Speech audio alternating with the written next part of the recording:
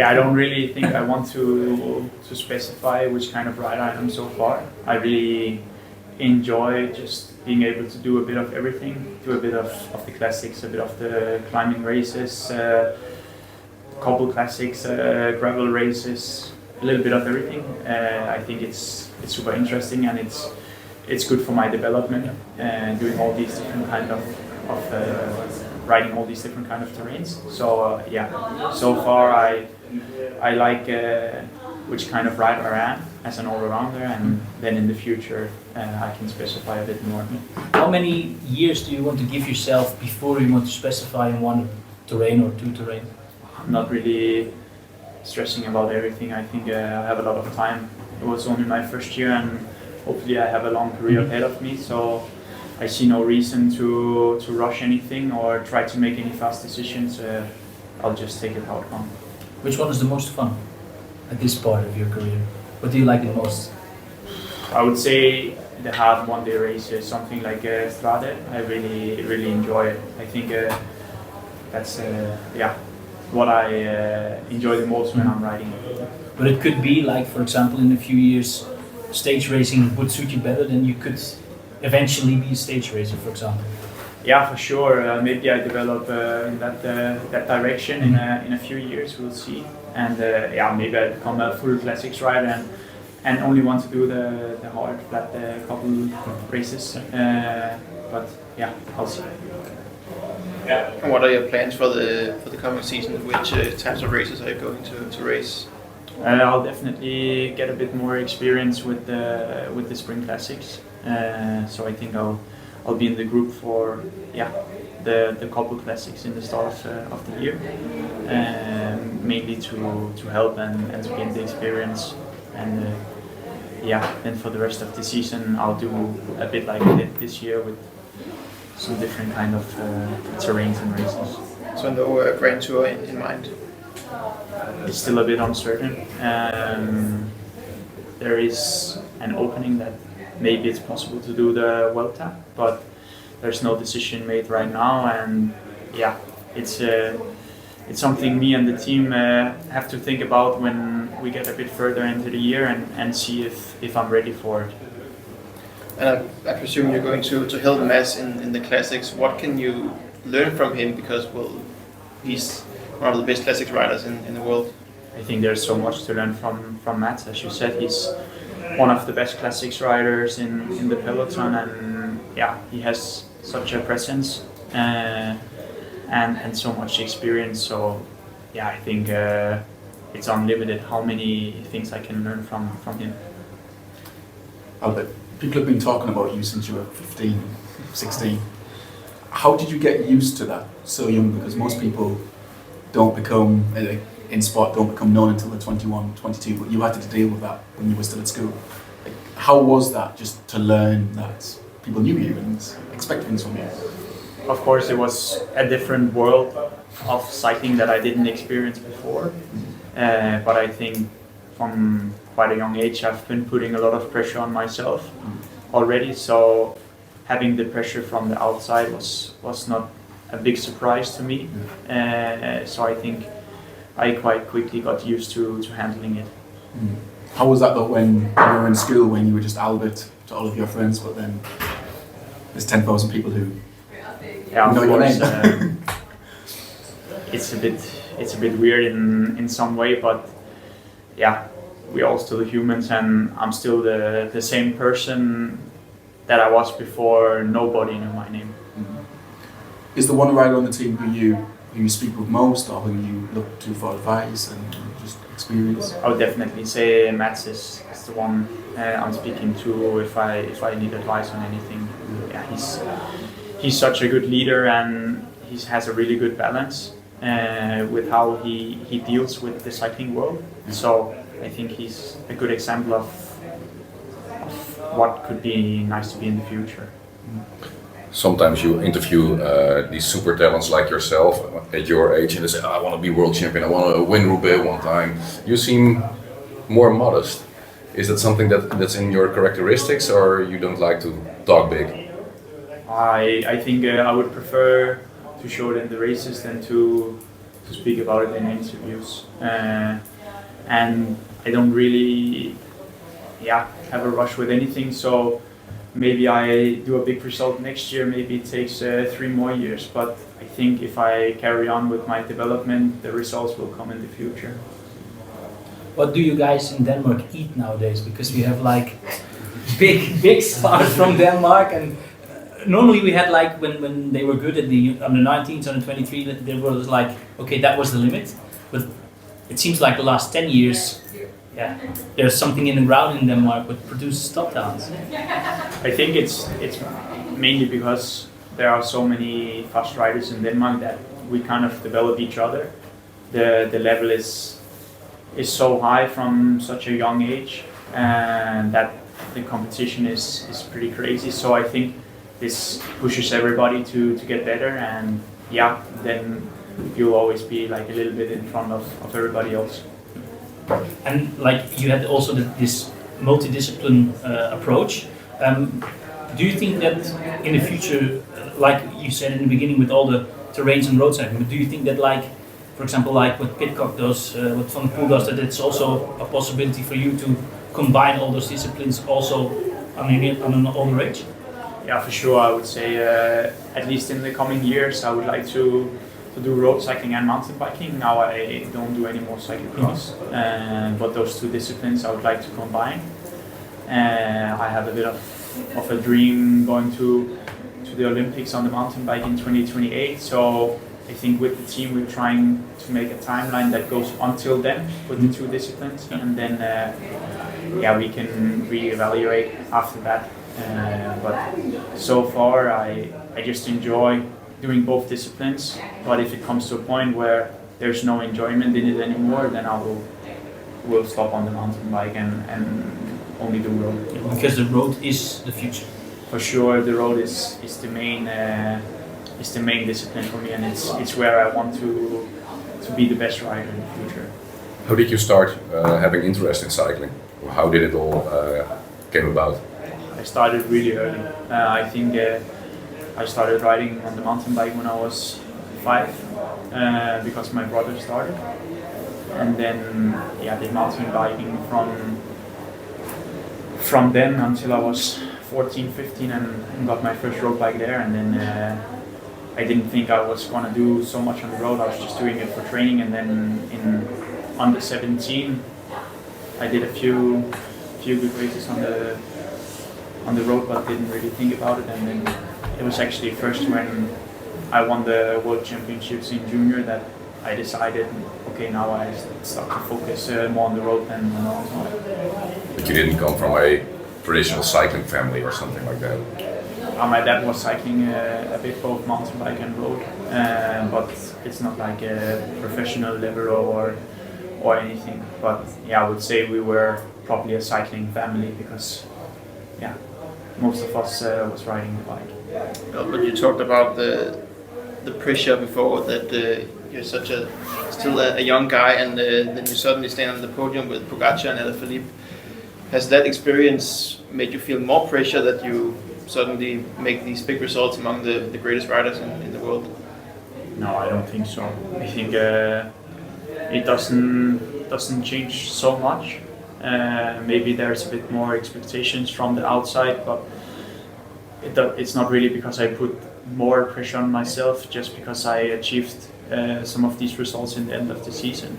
I think it was a super nice confidence boost, and definitely something I can carry into next year. I think it will be super good for my racing to have achieved these goals and have ridden these finals, but it's not because I feel like it makes a huge difference in the pressure.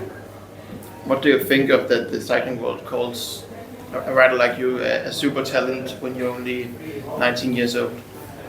I don't think so much of it. I think it's not because I sit and read every interview that comes out about me. I just try to be myself and not think so much about what everyone else wants me to be, but more what I want to be myself. We spoke recently with Paul Sexas. He says, yeah, I really enjoyed these battles with Albert during the previous categories, and I really see him as a possible competitor in the Grand Tours later on. How do you comment on that if he sees you like that? Yeah, me and Paul, we had some super nice battles in junior. He was really strong and a nice competitor. I think we maybe went into two different directions a bit this year. He developed more into a GC rider, and I developed more into a one-day racer. But I think for sure we'll meet a couple of times in the coming years, and it's going to be a good battle.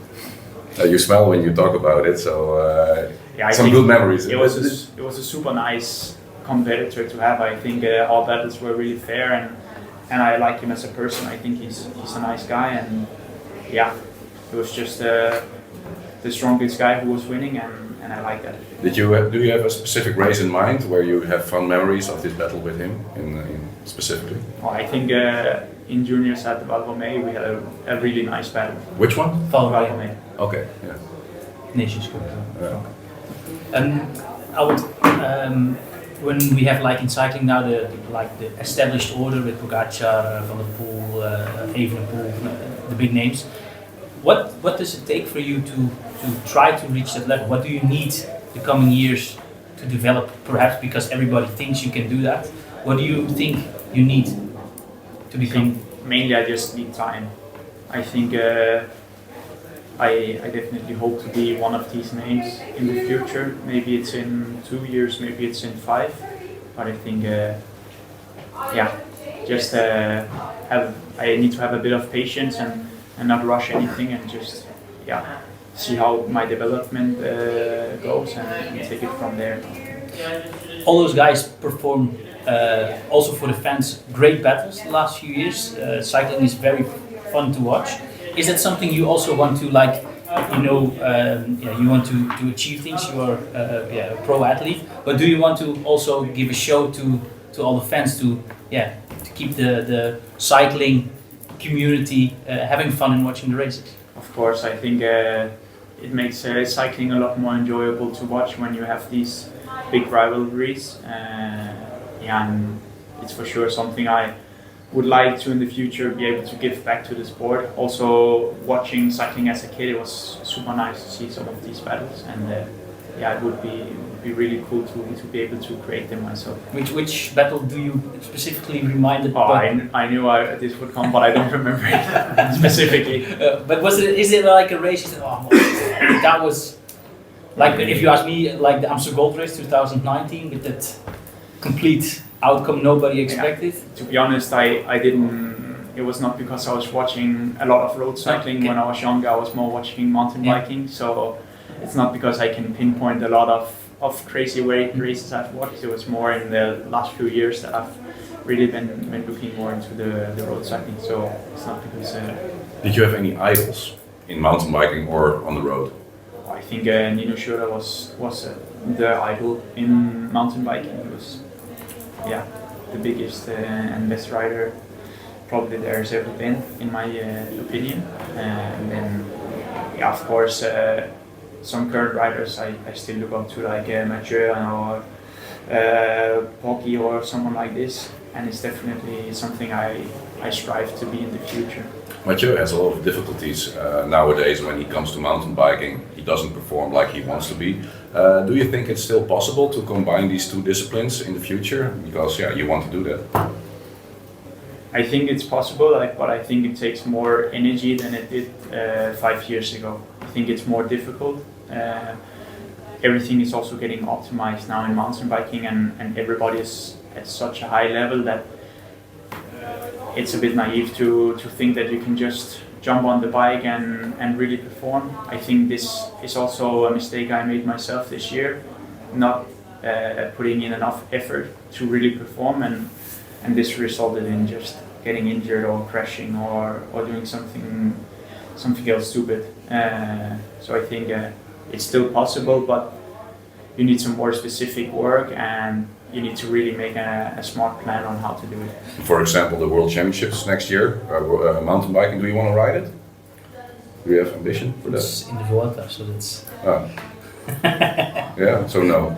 I don't think so. Okay, but then when you want to do that, you have to make time, like a month or something, to only focus on mountain biking. Yeah, that would definitely make the chances of getting a good result better. I think next year I will probably only do some World Cups, maybe some national races if I have time, and just do it to keep the feeling of the sport and of the bike. And then in 27 maybe I can go to World Championships if it fits in my program, and then 28 I will see if it's possible to go to the Olympics. Two more questions for you, Albert. The first one, Mathieu always says that the adjustment from road bike to the mountain bike is the most difficult for him. Can you perhaps explain why? Yeah, I think there's so much technique involved in mountain biking. Everybody's also riding so fast now that it's not because you can just be the strongest and then expect to win. You can really lose the race by not being technically good enough. So I would agree with that it's quite a hard change from the road to the mountain bike, and also the way of the racing is quite different. Like it's 1.5 hours full gas, but it's also quite anaerobic. Like it's like doing 1 minute full gas and then trying to recover while going down a super technical descent. So if you cannot combine these things, it's impossible to do a good result. Last year you started in Tour Down Under. What will your program be like? We know that you are going to do more classics, like spring classics. What's your program for the first months? It's still not 100% confirmed, but I definitely don't go to Australia this year or next year. But I think I'll still start my season quite early, maybe at the end of January or in the start of February.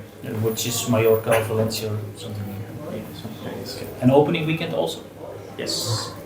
Thanks. Time for 2 more questions. Well, in the summer it seemed like you improved, you made some adjustments to improve so much to the autumn, where you made your biggest results. What did you do during the summer that sort of made you take one more step?